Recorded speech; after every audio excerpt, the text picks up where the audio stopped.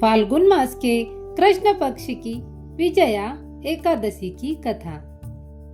धर्मराज युधिष्ठिर बोले, हे जनार्दन, फाल्गुन मास के कृष्ण पक्ष की एकादशी का क्या नाम है तथा उसकी विधि क्या है, सो सब कहिए। श्री कृष्ण भगवान बोले, हे राजन, फाल्गुन माह के कृष्ण पक्ष की एकादशी का नाम विजया है। उसके व्रत के प्रभाव से मनुष्य को विजय मिलती है। इस विजया एकादशी के महत्व के श्रवण व पठन से समस्त पाप नष्ट हो जाते हैं। देव ऋषि नारद के पूछने पर ब्रह्मा जी ने इसे बताया था। त्रेता युग में श्री रामचंद्र जी को जब 14 वर्ष के लिए वनवास हो गया और वहां पंचवटी पर सीता जी का हरण हो गया, तो वे उनकी खोज में समुद्र के किनारे जा पहुंचे।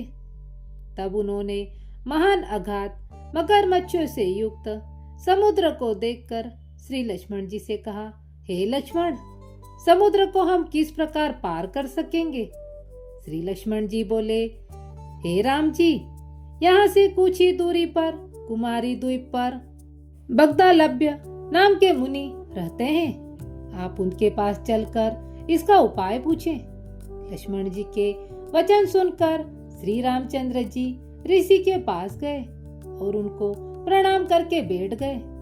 मुनि ने उनसे आने का कारण पूछा तो श्री रामचंद्र जी बोले, हे महर्षि, मैं राक्षसों को जीतने लंका जा रहा हूँ। आप कृपा कर समुद्र पार करने का कोई उपाय बतलाइए। ऋषि बोले, हे राम जी, मैं आपको एक उत्तम व्रत बतलाता हूँ।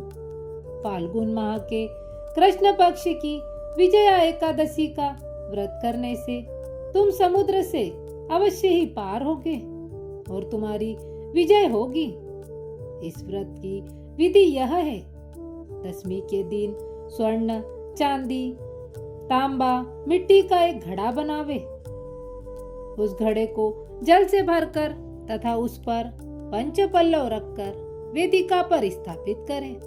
घड़े के नीचे सतनाज, 7 नाज मिले हुए और ऊपर जो रखें, उस पर श्री नारायण भगवान की प्रतिमा स्थापित करें।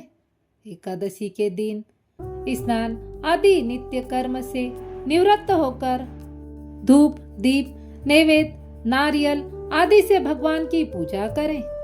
उस समस्त दिन को भक्ति पूर्वक घड़े के सामने व्यतीत करें और रात्रि को भी उसी तरह बैठकर जागरण करना चाहिए। द्वादशी के दिन नदी या तालाब के किनारे स्नान आदि से निवृत्त होकर उस घड़े को ब्राह्मण को देना चाहिए। हे राम, यदि तुम इस व्रत को सेनापतियों के साथ करोगे तो अवश्य ही विजय होगे।